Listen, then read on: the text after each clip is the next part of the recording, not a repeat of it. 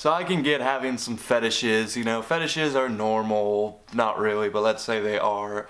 And in anime, there's a lot of fetishes. We're not gonna go into them because I can't show clips of that on YouTube.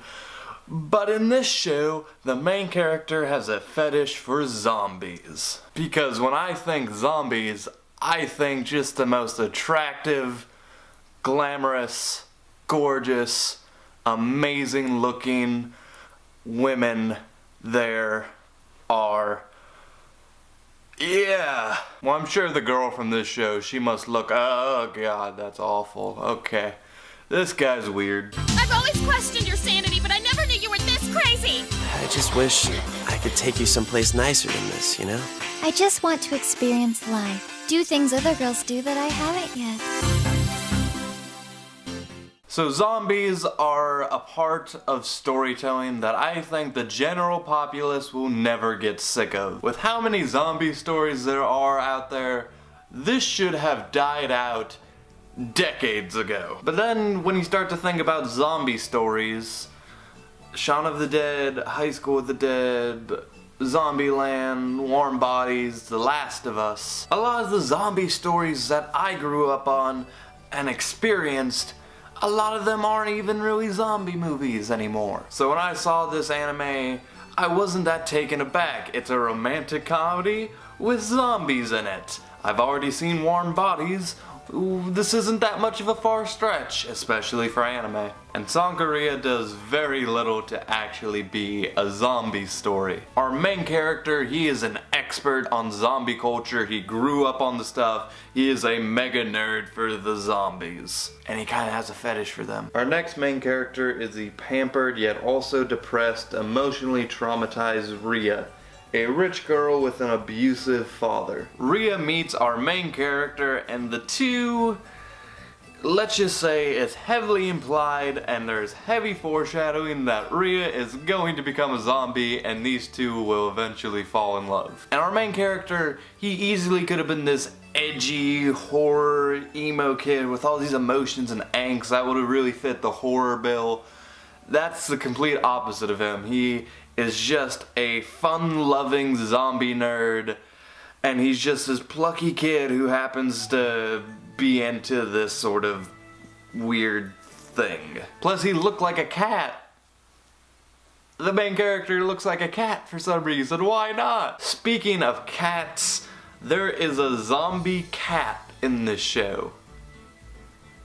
I agree with this. Other characters I really enjoyed from the series, we had the delightful grandfather character who was riddled with dementia, had the voice of Master Roshi, and was a little bit obsessed with his miso soup. And then we had another main character. She was the distant family member, Dramatic Wink, and she might have been the childhood friend, crushy crush, big breast side character. And yeah, I saw this character coming a mile ahead, but she was still a lot of fun. I enjoyed her scenes. She got some good jokes.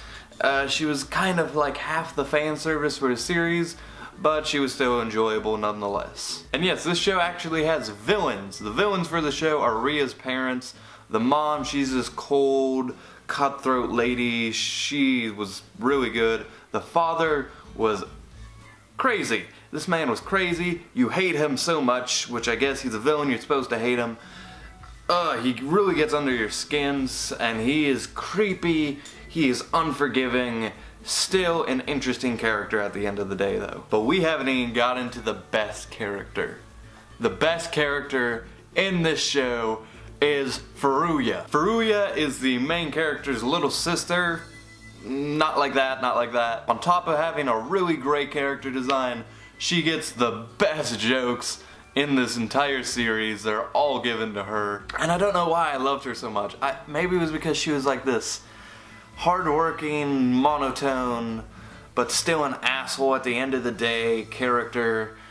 Maybe I just really related to her. And you know what? This series, it was fun, it was charming, it was a stupid zombie romantic comedy, but it took itself seriously at times, and it came across as genuine. I would harp on it, but this show wasn't that harpable.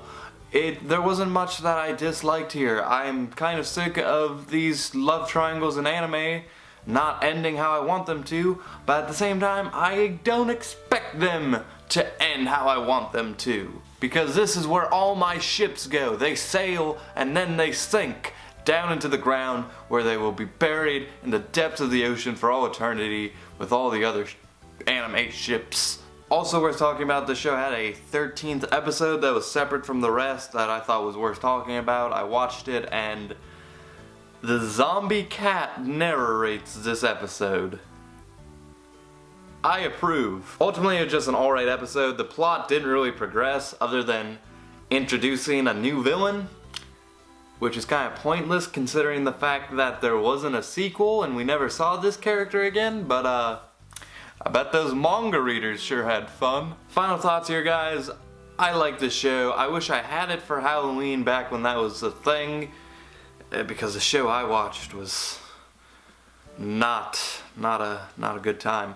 But it was still a delightful, fun series. It was charming. I liked all the characters. I had a good time with it. It's worth your time. Check it out. And with all that being said, I give Sankarea a 7 out of 10.